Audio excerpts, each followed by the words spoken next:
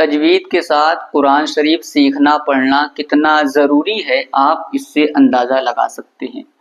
کہ آپ دیکھ رہے ہیں یہ قلب لکھا ہوا ہے قاف سے اور یہ قلب لکھا ہے کاف سے۔ آپ سوچ رہے ہوں گے یہ جو ہے کہ قاف اور کاف یہ کیا مطلب، تو اس کے بارے میں آپ کو بتاتا ہوں کہ ان دونوں میں زمین و آسمان کا فرق ہے، کیونکہ اس قاف سے جو قلبن ہے تو اس کے معنی ہوتا ہے دل، اور اس کاف سے جو قلبن ہے اس کے معنی ہوتا ہے کتا۔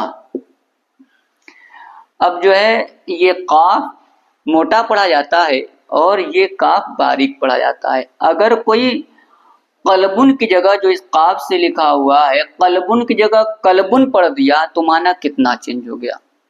آپ خود سوچ سکتے ہیں، اللہ تبارک و تعالیٰ جہاں دل کی بات کر رہا ہو انسان وہاں کتے کی بات لے کر چلا ہے تو اسے ثواب ملے گا یا گناہ ملے گا؟ وہ صحیح کیا غلط کیا؟ بہت زیادہ غلط کیا، اور اس سے ثواب نہیں بلکہ بہت زیادہ گناہ ملے گا، کیونکہ اس نے بغیر مخرج کے ساتھ قرآن پڑھا، بغیر تجوید کے ساتھ قرآن پڑھا۔ اللہ تبارک و تعالیٰ دل کی بات کر رہا تھا اور وہ قلبن پڑھ کے کتے کی بات لے کر چلا آیا۔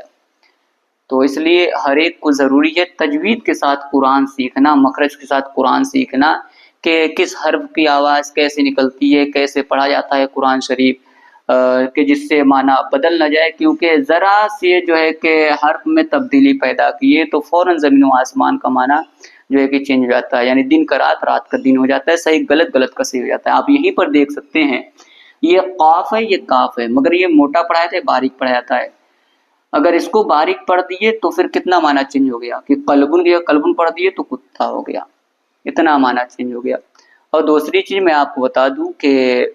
اگر کوئی تجوید کے ساتھ قرآن نہیں پڑھ رہا ہے، مخرج کے ساتھ قرآن نہیں پڑھ رہا ہے تو اس کی نماز بھی نہیں ہوگی،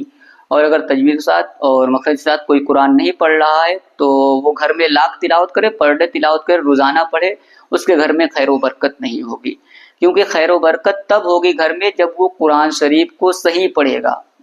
وہ بغیر مخرج سے قرآن پڑھ کے،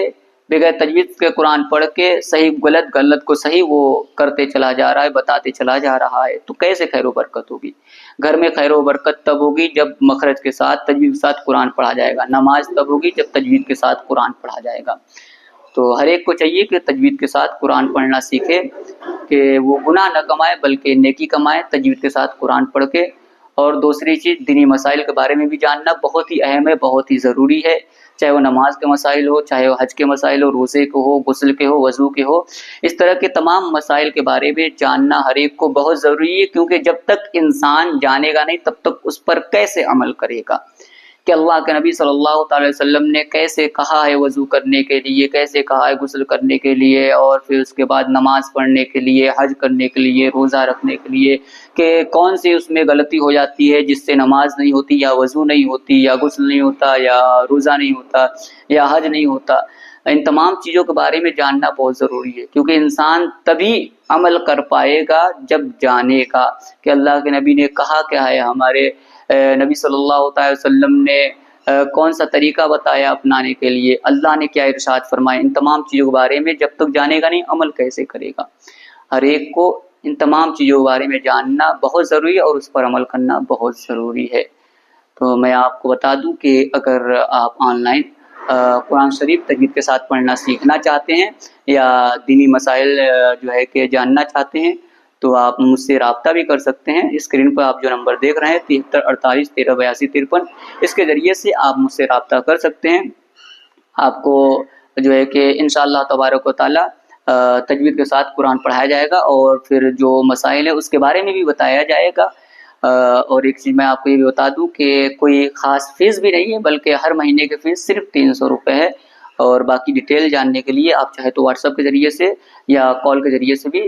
کانٹیکٹ کر کے جان سکتے ہیں۔ اور میں اپنے بارے میں آپ کو بتا دوں کہ الحمدللہ میں مفتی ہوں، اللہ تبارک و تعالیٰ کرم سے پیارے نبی صلی اللہ تعالیٰ علیہ وسلم کی عطا سے میں مفتی تک کا کورس کیا ہوں۔